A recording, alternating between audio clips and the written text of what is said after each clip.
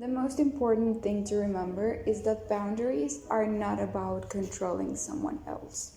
In fact, boundaries have very little to do with other people and everything to do with you as an individual. Boundaries are about you respecting and standing up for yourself because you deserve it.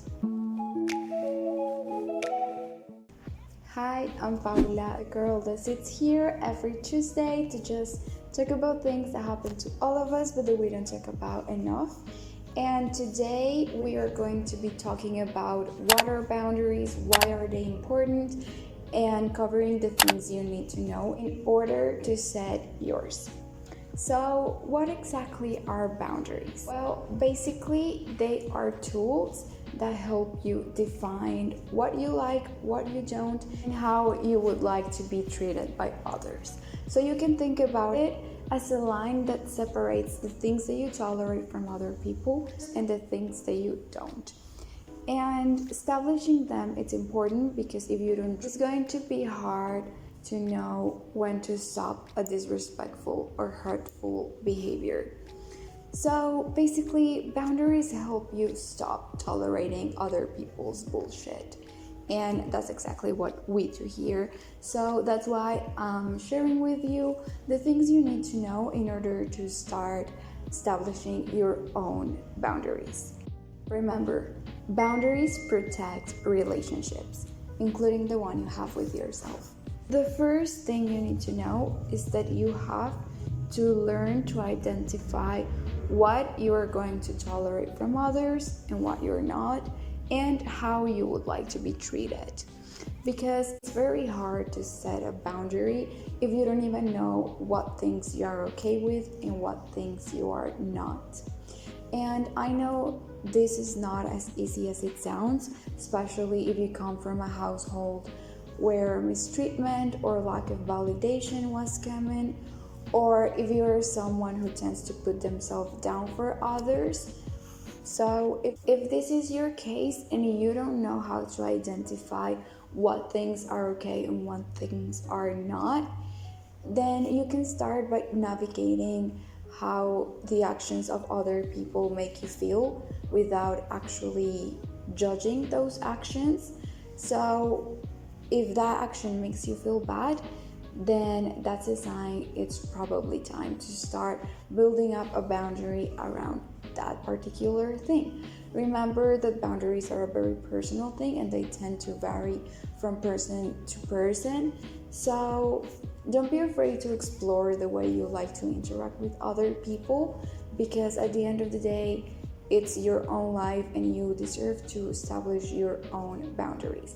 The second thing you need to know is that when starting to build boundaries, you might feel selfish, rude, or even like a bad person. And that's totally normal if you tend to be more of like a people pleaser. So don't panic, that's normal. And this is your reminder that all of those feelings are simply feelings you need to navigate, but they are not true. As people, we all have different needs, and that's completely normal. And in order to build healthy and long-lasting relationships, we need to communicate those needs to others. Because if we don't, then people might simply walk all over us many times without them even knowing that they are doing so, because you didn't express there was a limit there in the first place. Remember that this is your life. You don't need to put yourself down because you fear that standing up for yourself might make other people feel uncomfortable. The right people won't mind and they will respect your boundaries. The third thing you need to know is that these boundaries need to be communicated. And that's a very tough thing to do, especially if you're going to communicate them to someone you don't feel that comfortable with, or simply if you're a person that tends to avoid conflict. So if you would like to navigate a little bit more on how to communicate those feelings, you can check out my other video on how to have uncomfortable or hard conversations. There really is no point in having a boundary if you don't express it. And remember this because it's incredibly important.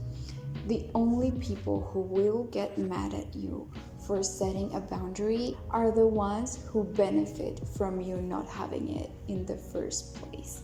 So don't be afraid to set up your boundaries. The right people will respect them.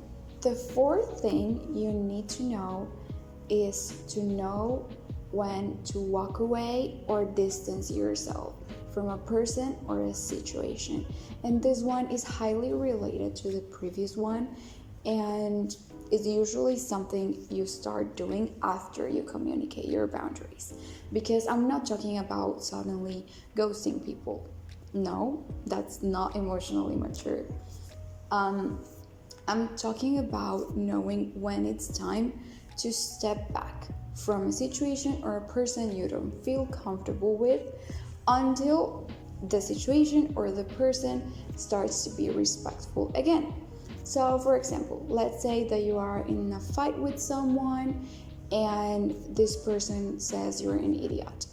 If that's a boundary you have, then you can say something like, I don't like it when you use that language with me, so I am going to leave and give us some space to calm down. Or you can say something like, if you talk to me like that again, I'm going to leave the room until you feel like being respectful with me again. You see, it's not about ghosting people, it's about knowing when to back up. Because the truth is that when you set a boundary, sometimes people will not respect it, and expecting people to do so all the time is simply not realistic. Many times you are going to set your boundary, you are going to communicate it, and people will still not give a fuck about it.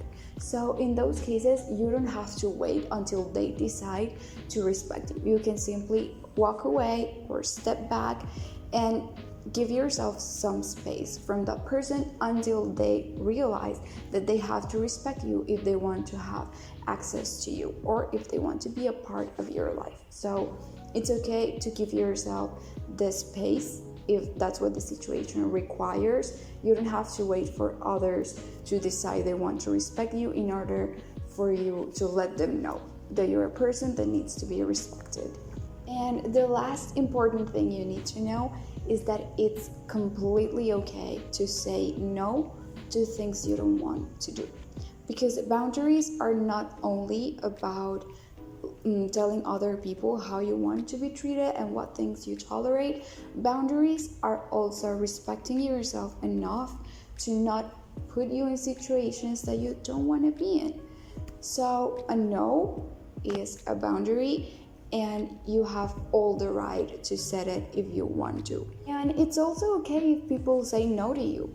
You know, they are allowed to say no as well. And this doesn't mean that they don't like you. It simply means that that particular thing you are offering them or you are inviting them to, it's simply something they don't want to do. And that's fine because they are people as well.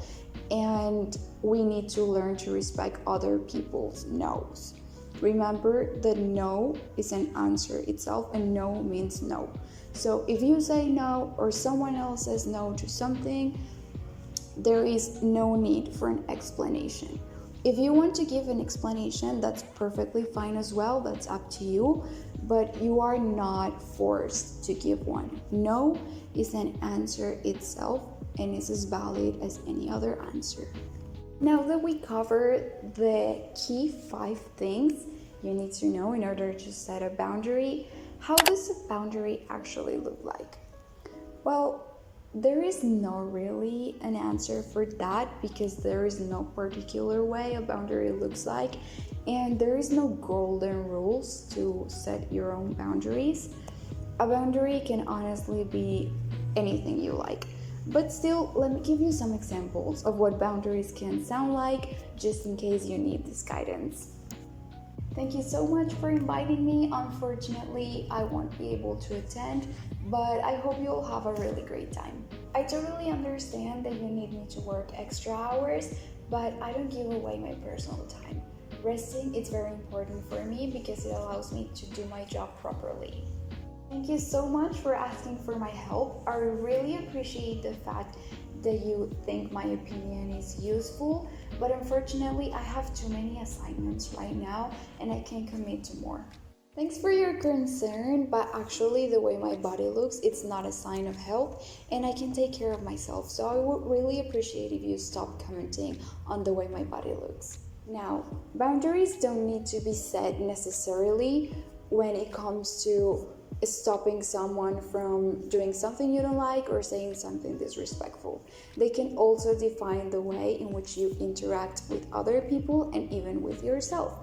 So, for example, I have this non-negotiable boundary that I sleep with my phone off. So, all my family and all my friends know that if they need me between 10 p.m. and until I wake up, they can count on me. And is this selfish?